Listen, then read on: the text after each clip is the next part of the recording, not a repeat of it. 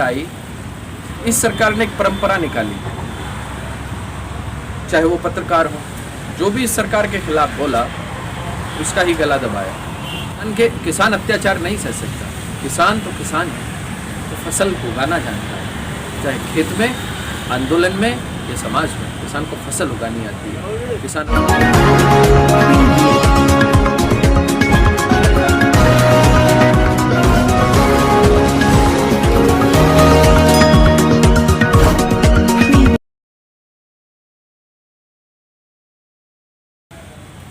योगीनाथ जी को आपके पास 10 नंबर है, टोटल 10 नंबर।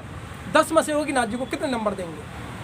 नहीं, मैं तो ऐसे पेपर कोई चेक नहीं करूंगा जिसमें योगी का नाम, क्योंकि डिजर्विंग। सर आपको अपने बच्चे नहीं पालने सर, आप तो एक सरकारी नौकर है ना सर, आप प्रोफेसर हैं। अगर आप नौकरी नहीं, ऐसे पेपर को चेक ही नहीं करूंगा। रिजाइन दे देंगे नौकरी से? बिल्कुल दे दूंगा, क्योंकि वो आदमी डिजर्व नहीं करता। जो आदमी डिजर्व नहीं करता, और याद रखिएगा कि मैं आपको भी बताना चाहता हूँ कि उत्तर प्रदेश में सिर्फ 4 आदमी मुख्यमंत्री नहीं बन सकते। जिस तरह से आपने कहा योगी जी, अखिलेश, मायावती जी या कोई गठबंधन, याद रखिएगा भारत का लोकतंत्र उत्तर प्रदेश के 22 करोड़ लोगों को मुख्यमंत्री बनने का अधिकार देता है। 22 करोड़ लोगों को। यही मैं बताना चाहता हूं भारत के मेन मीडिया। आप सुनिए ना, ध्यान से सुनिए। आपने सवाल किया है, आप लोगों को ये सवाल नहीं उठाना चाहिए कि 4 आदमी मुख्यमंत्री बन सकते हैं। आपको सवाल उठाना चाहिए कि भारत में, उत्तर प्रदेश में 22 करोड़ लोग हैं जो मुख्यमंत्री बनने के योग्य हैं। भारत में 135 करोड़ लोग हैं जो प्रधानमंत्री बनने के योग्य हैं। भारत का संविधान, भारत का लोकतंत्र 135 करोड़ लोगों को यह अधिकार देता है और ये जिम्मेदारी देता है कि राजनीति करके अपने लोकतंत्र को मजबूत रखिए और उसको सशक्त रखिए। राजनीति लोकतंत्र का जीवन होती है। राजनीति के माध्यम से लोकतंत्र को मजबूत किया जाता है। तो हुन साहब आप अपने आप को क्यों नहीं आगे ला रहे हैं? आप अपने आप को क्यों पीछे धकेल रहे हैं? आप बहुत अच्छी बात कर रहे हैं। आप एक बात बताइए कि हर काम का एक समय होता है। आज मेरी ज़रूरत है अपनी फसल को और अपनी नस्ल को बचाने की, ठीक है। आज देश में मैं अपनी फसल को बचा रहा हूँ, अपनी नस्ल को बचा रहा हूँ और मजदूर की रोटी को बचा रहा हूँ। 8 महीने से सड़कों पे बैठने की मेरी पूरे प्रयास है। मैं अपने सभी साथियों के साथ बैठा हूँ। क्यों बचा रहा हूँ मजदूर की रोटी को? क्योंकि एसेंशियल कमोडिटी एक्ट में भारत सरकार खाद्य पदार्थों में जब असीमित भंडारण की आज़ादी देती है तो गरीब, मासूम, बेवाएं और लाचार की निवाले पर प्रहार करती है, उनके हलक से रोटी छीनती है। जिस तरह से अभी 4 महीने पहले हम ऑक्सीजन के जद्दोजहद में मरे हैं, क्योंकि ऑक्सीजन की कालाबाजारी हुई। 280 रुपये का गैस सिलेंडर 35,000 तक बिका।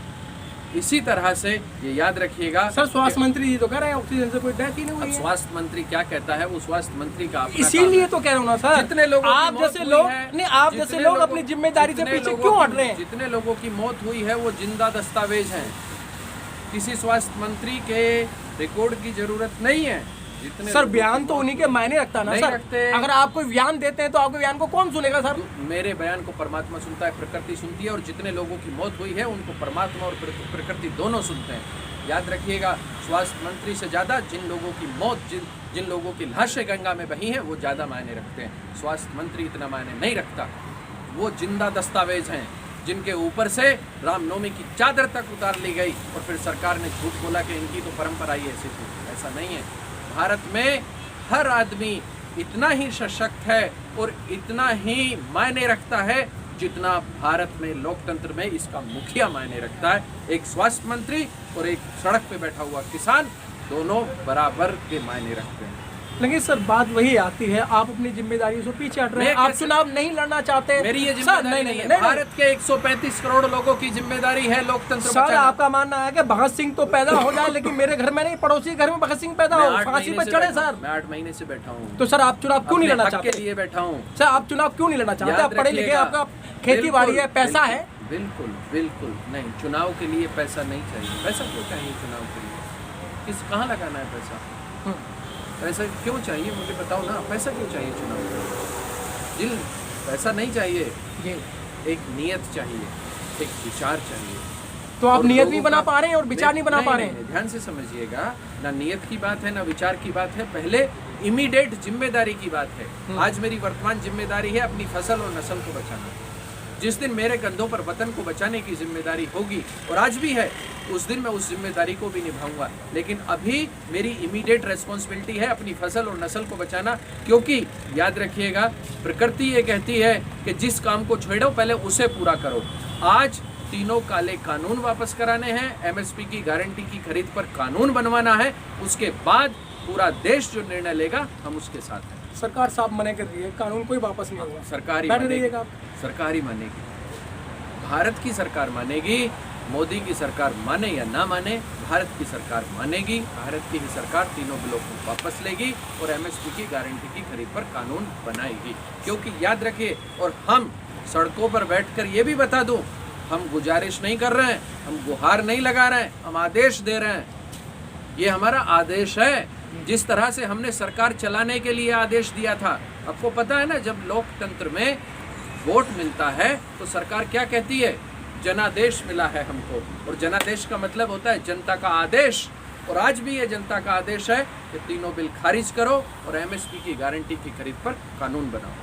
हुन साहब, आपको नहीं लगता है कि जिस समय जो सरकार चल रही है वो जनादेश की कुछ चिंता ही नहीं कर रही है? अगर चिंता कर रही होती तो 8-9 महीने नहीं होते। फिर दूसरा ये है, 12 दौर की वार्ता हुई, 12 दौर की वार्ता में वही बात आए, कोई भी निष्कर्ष नहीं निकला। फिर मोदी जी ने कहा जी फ़ोन की दूरी, अब तो फ़ोन की दूरी भी नहीं है, आप बैठे रहिएगा, कब तक बैठे रहिएगा? आपने 600 किसान तो गवा दिए। उसका एक कारण है, 600 किसान गवाए ना सर आपने। हमारे परिवार में 600 से ज़्यादा लोग शहीद हो गए। उसका एक कारण है कि जब से ये सरकार आई, इस सरकार ने एक परंपरा निकाली,